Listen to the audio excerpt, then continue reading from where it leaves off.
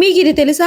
గోపికలు చేసిన తప్పు వల్ల కృష్ణుడు ఒక రాత్రంతా కనిపించకుండా పోయాడని అది తెలుసుకోవాలంటే ఈ వీడియో ఎండ్ వరకు చూడండి. అది పౌర్ణమి రాత్రి.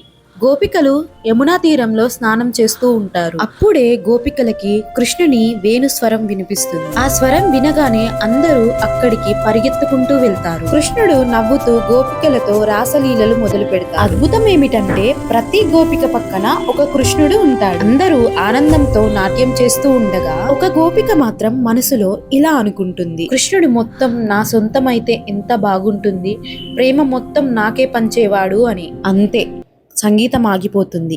కృష్ణుడు ఇంకా కనిపించలేదు. గోపికలు ఆశ్చర్యంతో కృష్ణుడు ఎక్కడికి వెళ్ళాడు అని భయపడుతూ ఉంటారు. అప్పుడే ఒక స్వరం వినిపిస్తుంది, నన్ను నాది అని అనుకుంటే నేను కనిపించను, ప్రేమలో స్వార్థం ఉంటే నేను దూరం అవుతాను. అప్పుడు గోపికల్లో మార్పు వస్తుంది.